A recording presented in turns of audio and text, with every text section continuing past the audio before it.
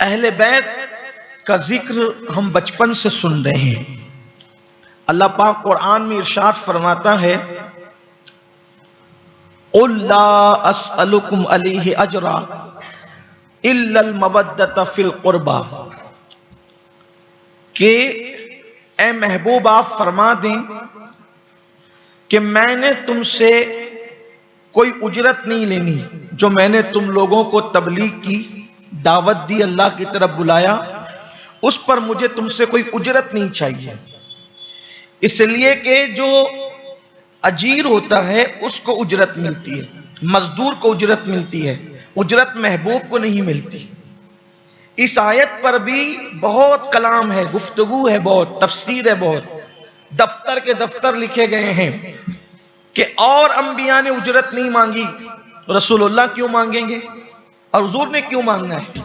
लेकिन हमारे जो उशाक बुजुर्गों से हमें दर्स मिला कि अल्लाह के रसूल से कहलवाया जा रहा है, महबूब आप फरमाए कि मैंने तुम्हें जो कुछ अता किया, क्या दिया? गुमराह थे, हिदायत दी। 360 पत्थरों की इबादत कर रहे थे, खुदा की मारिफत दी। लाकानूनियत के साथ जिंदगी गुजार रहे थे, किताब कानून जिंदगी अता फरमाया। खुद को पहचानने का शऊर नहीं था, खुदा की पहचान अता की। जिंदगी गुजारने का सलीका नहीं था, जिंदगी गुजारने का यह सलीका दिया कि आसमान हिदायत का तारा बना दिया। खुद की बेटियों को जिंदा दफन करने वालों को दूसरों से दर्द भरा दिल अता फरमाया, मोहब्बत करने वाला, प्यार करने वाला, जिन्होंने अपने हाथों से अपनी बेटियों को जिंदा दफन किया। मेरे नबी की सोहबत में चंद लम्हे बैठकर मेरे आका ने उनको वो दर्द भरा मोहब्बत करने वाला दिल अता कर दिया कि दुनिया की कोई यूनिवर्सिटी में ऐसा मोहब्बत वाला दिल नहीं मिलता जो मुस्तफा जान रहमत के असहाब को अल्लाह ने अता फरमाया था। तो गोया के महबूब की तरफ से ये ऐलान हो रहा है, खुदा की पहचान तुम्हें दी, कुरान तुम्हें दिया, रहमान का पता तुम्हें बताया। 360 माबूदा ने बातिल के सामने झुकने वाली पेशानी को, आवारा पेशानी को एक खुदा वाहदहू शरीक के सामने झुका दिया।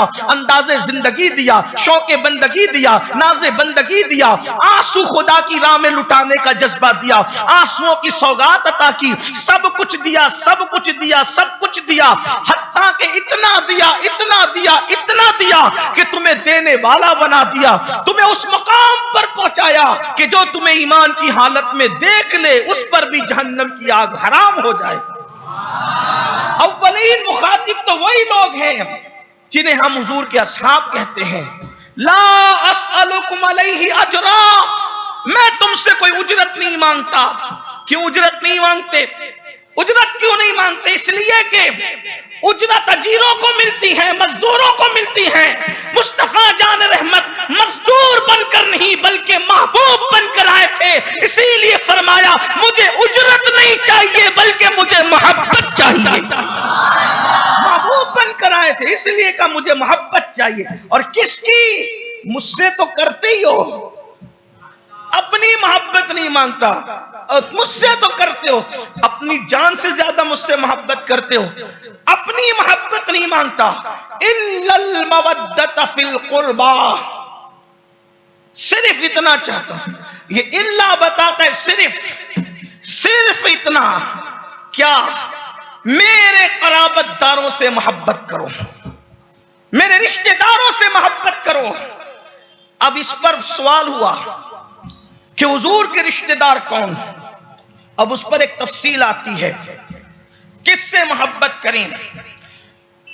तो हुजूर अलैहिस्सलाम ने जब ये आयत नाजिल हुई तो हुजूर अलैहिस्सलाम ने 4 नाम लिए। हुजूर अलैहिस्सलाम ने 4 नाम लिए, फरमाया जिससे मोहब्बत का हुक्म है इस पर सब मुत्तफिक हैं।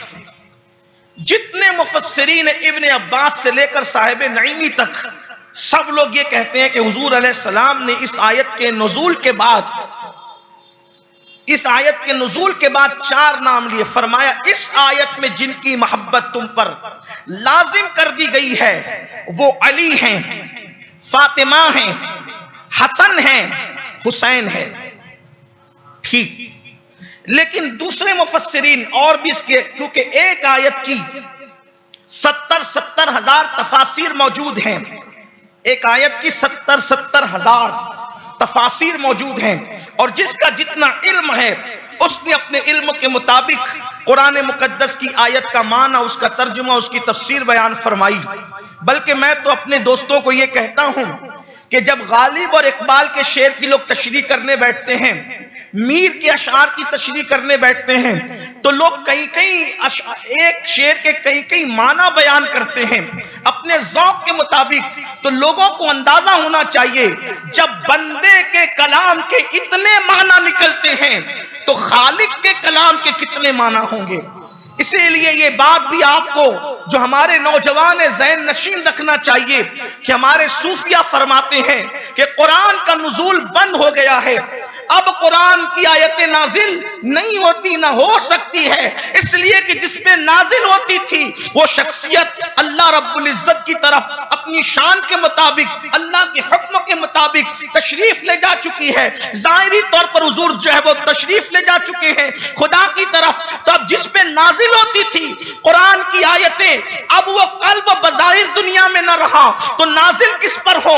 लेकिन उस कल्ब के चिराग ने ऐसे चिराग रोशन किए हैं कि आयतें कुरान का नुज़ूल तो बंद हो गया, कुरान की आयतें नाजिल नहीं होती, मगर अब भी आशिकाने मुस्तफा के दिलों पर कुरान मुकद्दस की आयतों का माना मुसलसल नाजिल हो रहा है, और हर दिन कुरान का नया माना लोगों के दिल पर जो है वो उभर रहा है। उस शाख के दिल पर, अहले इल्म के दिल पर, अहले तक़वा के दिल पर, अहले तहारत के दिल पर, आशिकाने मुस्तफा के दिल पर जो है वो मुसलसल तौर पर कुरान मुकद्दस के माना का नुज़ूल हो रहा है। गोया कि हर दिन कुरान की आयतें पूरी नई शान और शौकत के साथ लोगों के सामने आ रही है। मेरे प्यारे आका अलैहिस्सलाम के प्यारे दीवानों, इसलिए कुरान मुकद्दस की किसी आयत के मुतालिक हतमी तौर पर कोई शख्स ये नहीं कह सकता कि मैंने ये माना मुतय्यन कर दिया, अब इसके अलावा कोई और माना नहीं हो सकता। तो एक तफसीर तो ये कौल हो गया कि इसमें कौन है?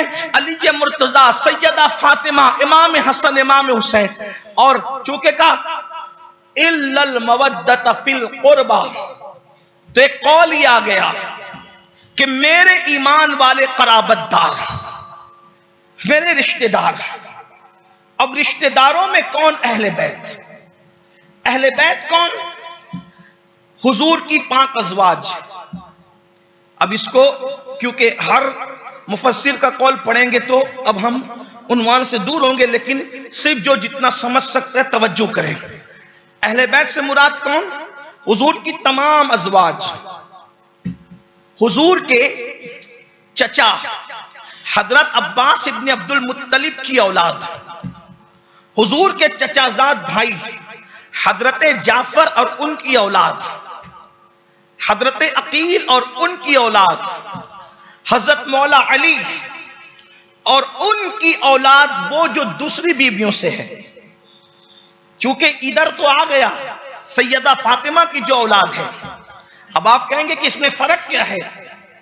अली मुर्तजा की वो बीबियां जो बाद को हुई, जिनकी तादाद कमोबेश 10 से ज्यादा है, विसाल होता गया, फिर करते गए, विसाल होता गया, एक तफसील है उसमें। तो उनसे जो औलादें हुई उनमें भी बेटियों की तादाद है, बेटों की तादाद है, बल्कि बेटों की तादाद भी वहां हसनैन करीमैन के अलावा 10 से जायद है। बीवियों का भी ऐसी हाल है। तो वो सैयदा फातिमा के अलावा जो है वो अलवी कहलाते हैं, जो मौलाए कायनात से हुए वो अलवी, हजरत अब्बास से जो है वो अब्बासी। ठीक इसी तरीके से हजरत जाफर तैयार की औलाद, हजरत गाजी अब्बास की औलाद भी अलवी कहलाती है, और अब्बासी हजरत अब्बास इब्न अब्दुल मुत्तलिब की औलाद। वो उन पर सादात का इतलाक नहीं होता। सादात हमारे इलाके में, हमारे उर्फ में सिर्फ इमाम हसन और इमाम हुसैन की औलाद को कहते हैं सैयद। तो अब यह बात है कि मौलाए कायनात की दूसरी बीवियों की औलाद से वो मौला अली की औलाद जो सैयदा फातिमा से है वो तमाम औलादों में अफजल, बल्कि हुजूर की अहले बैत में, औलादों में, खानदान में सबसे अफजल तरीन जो तबका है हुजूर की आले पाक में, जिन्हें आल कहते हैं, वो सैयदा फातिमा से जो पैदा हुए वो लोग हैं। और वो हुजूर के बहुत करीबी हैं, उनको बड़ी कुर्बत है। तो इस वजह से बल्कि एक मकाम पर इमाम हसन ने पूछा मौला अली से, बाबा आप मुझसे मोहब्बत करते हो? तो सरकार ने फरमाया क्यों नहीं कर, मौला अली ने कहा क्यों नहीं करूं मैं तुझसे मोहब्बत, क्योंकि तू नबी का बेटा है। क्योंकि कुरान कह चुका ना, अबना अना व अबनाकुम।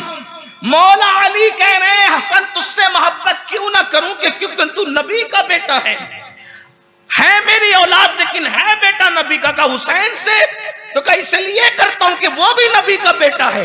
कहा फातिमा से कहा इसलिए करता हूं कि वो नबी की शहजादी है। फिर उसके बाद का नबी से तो कहा इसलिए कि वो मेरे भाई और अल्लाह के नबी हैं।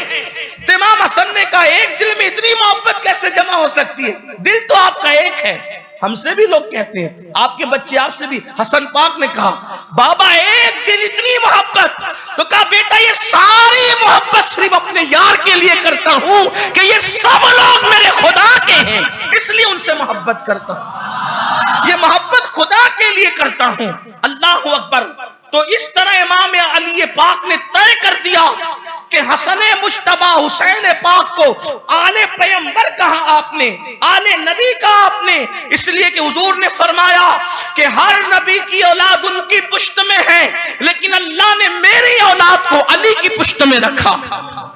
तो अज़वाज पाक अहले बैत में, इसमें हमें अहले सुन्नत को कोई शक नहीं और उनकी बड़ी शान है। फिर उसके बाद हुजूर की आले पाक में वो जो खानदानों का मैंने जिक्र किया जिन पे ज़कात हराम है, बनु हाशिम, और उनमें सबसे मुकर्रब तबका जो है वो आले इबा। आले इबा अहले किसा, कौन? जो चादर वाले हैं, जिनको हुजूर ने चादर में लिया आयत के नुज़ूल के बाद। जब ये आयत नाजिल हुई, आयत तत्हीर, इन्नमा युरीदुल्लाहु लियुज़हिबा अन्कुमुर रिज्स अहलल बैत व युताहिरकुम तत्हीरा। जब ये आयत नाजिल हुई तो हुजूर ने अपने, क्योंकि वो तबका जो अहले बैत में था और उस पर किसी को शक नहीं था, हुजूर ने उनमें से किसी को नहीं लिया, क्योंकि जो चीज लोगों को पता है वो बताई आमतौर पे नहीं जाती। जहां लोग इख्तलाफ करेंगे फिर उसको हाईलाइट किया जाता है। तो मुमकिन हुजूर अलैहिस्सलातु व तस्लीम ने इसलिए चारों को लिया अपनी चादर में, हसन पाक और हुसैन पाक को अपनी गोद में बिठाया, अली के मुर्तजा और सैयदा फातिमा को चादर में लिया, कहा अल्लाहुम्मा हाउलाई अहली बैती, अल्लाह ये मेरी अहले बैत है। और फिर कहा अल्लाह इनको सुतरा कर दे। आयत तो नाजिल हुई कि इन्हें सुतरा कर देंगे या कर दिया।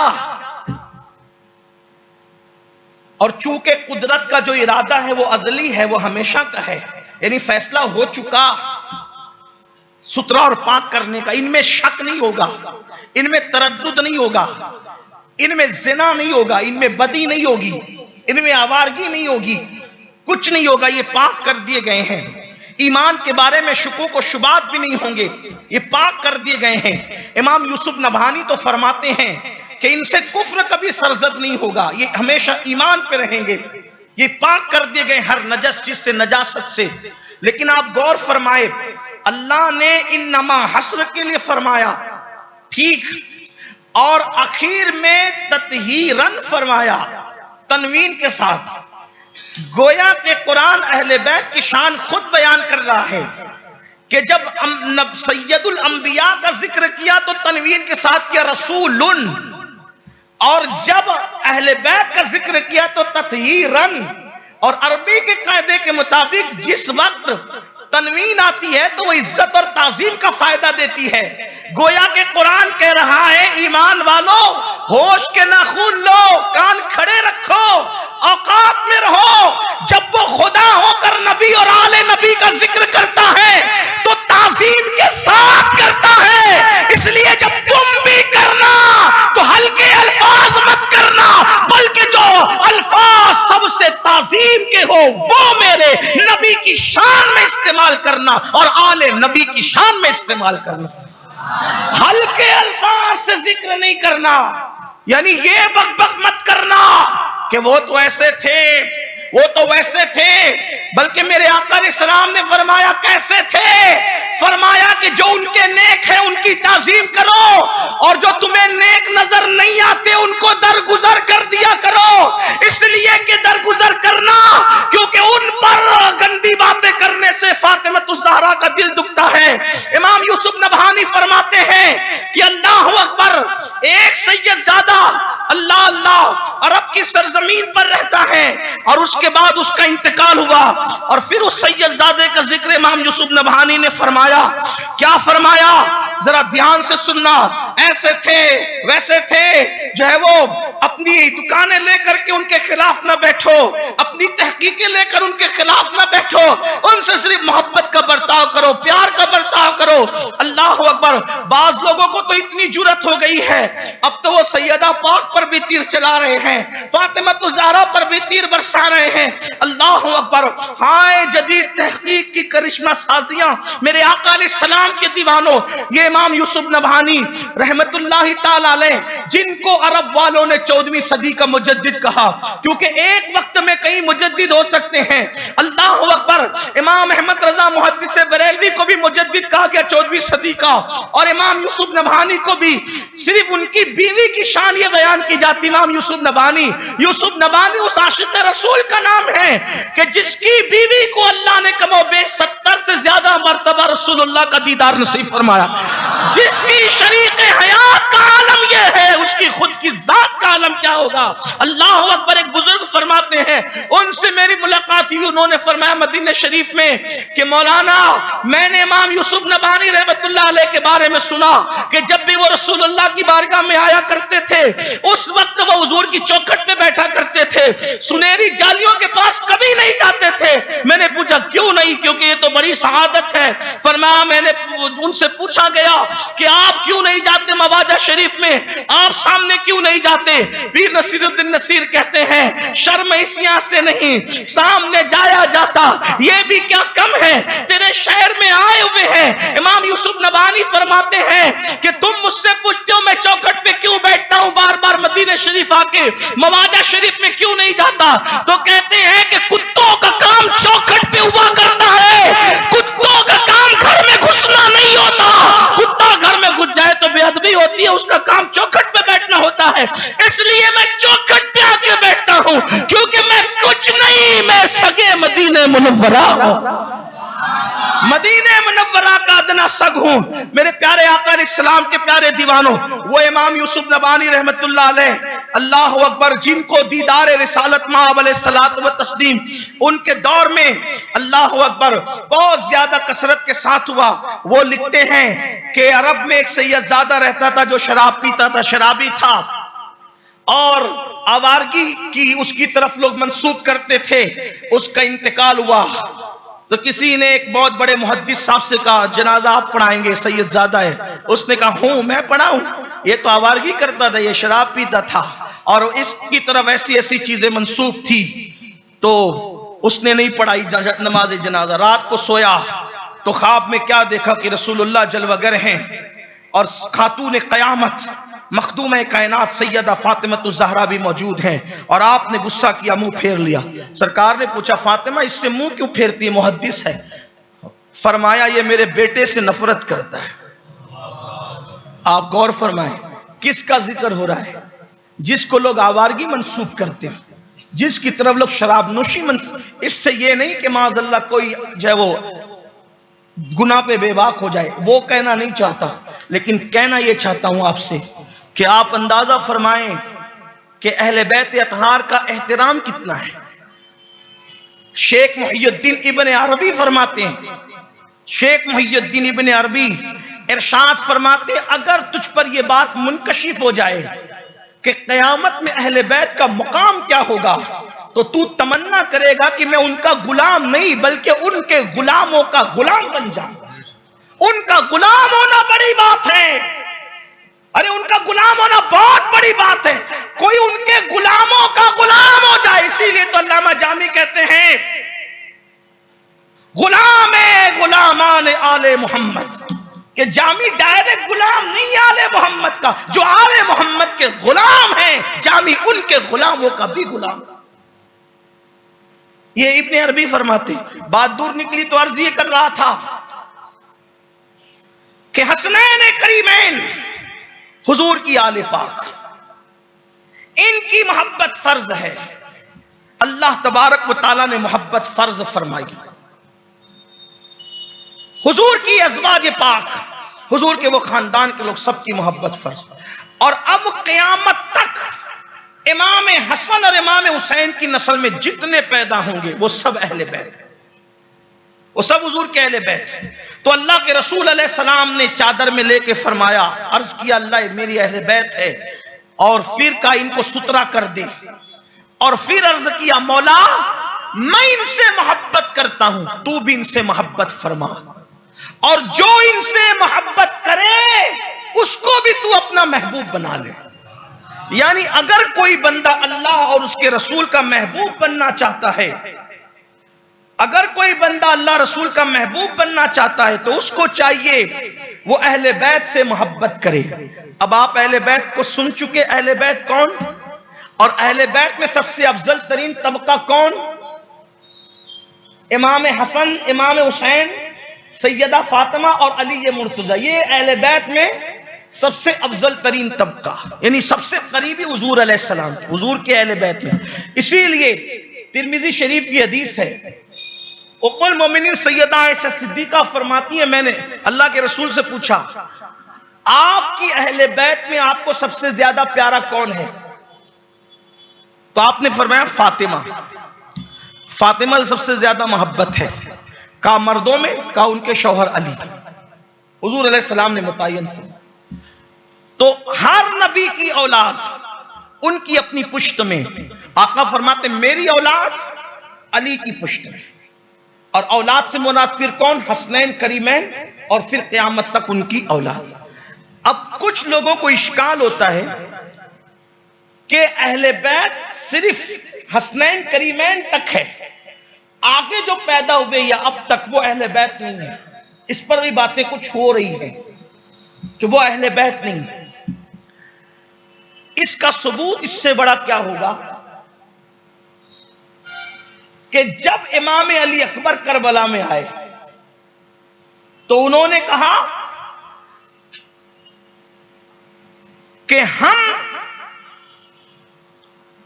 अपने बारे में कहते हैं अना अली इब्ने हुसैन इब्ने अली, अना अली इब्ने हुसैन इब्ने अली, नहनो अहलु बैत फिन नबी, कि हम नबी की अहले बैत हैं। यानी कि हसन और हुसैन के बाद भी अहले बैत उन्होंने अपने आप को कहा। फिर जब लुटा हुआ काफिला दिमश्क गया तो एक शख्स ने इमाम ज़ैनुल आबिदीन को गाली दी। तो इमाम ज़ैनुल आबिदीन ने फरमाया कि तूने सूरह शूरा पढ़ी है? सूरह शूरा तूने पढ़ी है? उसने कहा हां पढ़ी है। तो कहा कि सूरह शूरा में आयत है इल्लल मवद्दत फिल कुर्बा, कि मेरी अहले बैत से मोहब्बत करो। तो कहा वो अहले बैत कौन है? तो कहा वही अहले बैत हम हैं। और एक बड़ा सबूत, चले कोई और दायरा वसी करने के, चलो इमाम ज़ैनुल आबिदीन और हजरत अली अकबर तक को कबूल कर लिया, लेकिन अल्लाह के रसूल अलैहिस्सलाम ने उसके बाद जो दूसरे लोग हैं उनको अहले बैत कहा। मैं कहता हूं बिल्कुल आसान जबान में सिहा की हदीस है, सवाइकुल मुहर्रिका में है, तिरमिजी में है। आका फरमाते हैं मोहम्मद महदी जो करीब क़यामत पैदा होंगे वो हमारी अहले बैत में से होंगे। तो ये भी अहले बैत, वो भी अहले बैत, तो अव्वल भी अहले बैत, आखिर भी अहले बैत, तो बीच वालों को किस वजह से छोड़ रहे हैं? तो ये भी अहले बैत। इसीलिए आका ने फरमाया इन्नी तारिकुन फीकुम मुस्तक़लैन, कि मैं तुम्हारे दरमियान दो भारी चीजें छोड़े जा रहा हूं। और फरमाया किताबुल्लाह व इतरती अहलु बैती, और मैं तुम्हारे दरमियान दो भारी चीजें छोड़े जा रहा हूं, एक अल्लाह की किताब है और दूसरी मेरी इतरत और मेरी अहले बैत है। और फरमाया कि ये कयामत तक एक दूसरे से जुदा नहीं होंगे, यानी कयामत तक ये रहेंगे, कुरान भी रहेगा, अहले बैत भी रहेगी। और फरमाया हौज़े कौसर पर सबसे पहले मुझसे आकर जो मिलेंगे वो मेरे अहले बैत होंगे। अहले बैत की शान इससे बढ़कर क्या है कि अल्लाह तबारक व तआला ने उनके लिए आयत तत्हीर नाजिल फरमाई। फिर उसके बाद आकाए करीम सल्लल्लाहु अलैहि वसल्लम ने फरमाया मेरी अहले बैत से मोहब्बत करो, और यह भी फरमाया उज़क्किरुकुमुल्लाह फी अहली बैती, उज़क्किरुकुमुल्लाह फी, ये खुतबे हज्जतुल वदा का हिस्सा है। ये हुजूर अलैहिस्सलाम का खुतबे हज्जतुल वदा का हिस्सा है। और हुजूर अलैहिस्सलाम ने जब मदीने मुनव्वरा आकर इंतहाई बीमारी के आलम में जब आखिरी मर्तबा मिंबर पर बैठकर खुतबा दिया, मिंबर पर आकर खुतबा दिया, बैठ के नहीं करता हूं, मिंबर पे आकर खुतबा दिया, इसलिए कि मुझे उसकी कैफियत का इल्म नहीं, मिंबर पर आकर खुतबा दिया तो फरमाया उज़क्किरुकुमुल्लाह फी अहली बैती, उज़क्किरुकुमुल्लाह फी अहली बैती, मैं अपनी अहले बैत के बारे में तुम्हें अल्लाह की याद दिलाता हूं, अल्लाह से डराता हूं। मेरे बाद तुम्हारा इम्तिहान होगा कि तुम मेरी अहले बैत के साथ सुलूक क्या करते हो, मेरे बाद तुम्हारा इम्तिहान होगा अहले बैत के बारे में कि तुम उनके साथ सुलूक क्या करते हो, मेरे बाद मेरी अहले बैत के बारे में तुम्हारा इम्तिहान होगा। अरे हुजूर के बाद अहले बैत रहेगी तभी तो इम्तिहान होगा।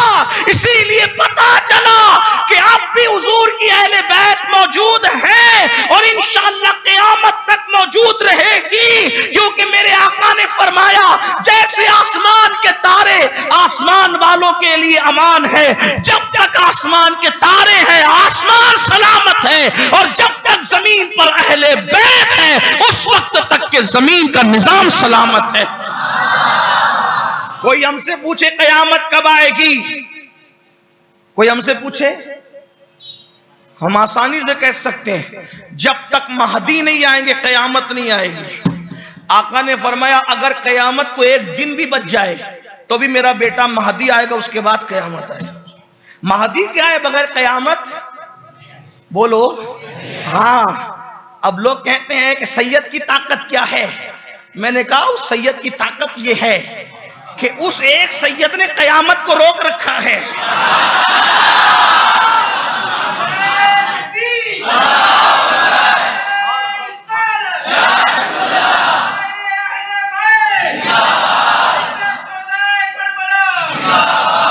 नहीं, अभी आप पूरी बात नहीं समझे, तवज्जो फरमाएं। सैयद की ताकत क्या है? उस सैयद की ताकत यह है कि उसने जब तक वो नहीं आएगा जिसे सैयद मोहम्मद महदी, उनका नाम मोहम्मद, उनके वालिद का नाम अब्दुल्ला, उनकी अम्मी का नाम आमिना, उनका कद मियाना, उनके रुखसार पर तिल, उनकी दाढ़ी शरेरी, उनके बालों की जुल्फें, उनका गंदुमी रोशन रंग, अल्लाह अकबर। और हाल ये होगा कि एक रात में उनकी जिंदगी बदल जाएगी। फरमाया एक दिन भी कयामत को बच जाए तो जब तक महदी ना आए उस वक्त तक कयामत नहीं आएगी। तो एक सैयद ने कयामत को रोक रखा है। अब मैं तुमसे पूछता हूं, जब आखिरी नंबर के सैयद की ताकत का ये आलम है तो जो करबला का पहले नंबर का सैयद है उसकी ताकत का आलम क्या होगा? बात ये कहना चाहिए।